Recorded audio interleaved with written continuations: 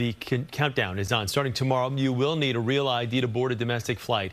This extra security measure comes as delays and cancellations continue at Newark Liberty Airport for a 9th day now. Christine Sloan live at the airport breaking down everything you need to know ahead of tomorrow's deadline. Christine? Well, that's right, Chris. If you are flying out of Newark or any other airport in the tri-state area, boarding a flight with a real ID starts tomorrow, but you can use a passport if you don't have a real ID. And we just got some really good news, is that if you don't have your real ID or a passport and you're trying to get on your domestic flight, you can use your driver's license, but you'll have to go through some enhanced security.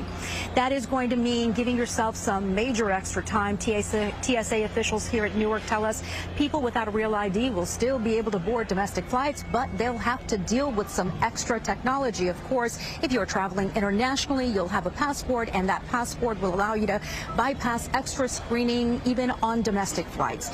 All of this happening as Newark Liberty International Airport faces delays because of air traffic control staff shortages. Sources tell CBS News 20% of the air traffic control staff in Philadelphia, which oversees airspace in Newark, is out on trauma leave. Their union tells us on Monday the air traffic controllers lost radar and communications with the aircraft under their control, unable to see, hear, or talk to them. We spoke to TSA officials here about Real ID, who are telling passengers not to worry about Real ID as it rolls out.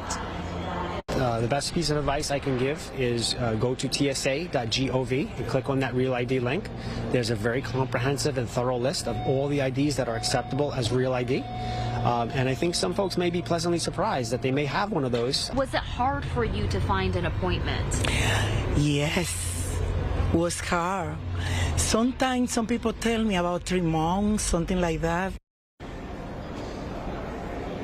Now, the FAA says Newark's airspace is safe and that the air traffic control system needs to be upgraded. Announcements on that will be made by transportation officials this week. As for the delays here at Newark, there was another ground stop, and we are still seeing cancellations and delays, some more than 3 hours. United Airlines canceling 35 round-trip flights a day until officials say there is a resolution. Of course, on Real ID, 15 other forms of ID will be accepted instead of it, and that includes a veteran's card. Just go on the TSA website and you'll get some information on that. Now, New Jersey is trying to get those Real ID appointments out at motor vehicle offices across the state. And here's what's really interesting about New Jersey is that 79% of residents in the state have passports. So, of course, we'll be here monitoring everything with the delays and Real ID. That is a story out here live at Newark Liberty International Airport. Christine Sloan, CBS News, New York. Okay, Christine, thank you for clearing all that up. We'll continue our coverage of the fast approaching Real ID deadline tonight on CBS News starting at 5. We'll have an expert on from AAA in our studio to answer some of your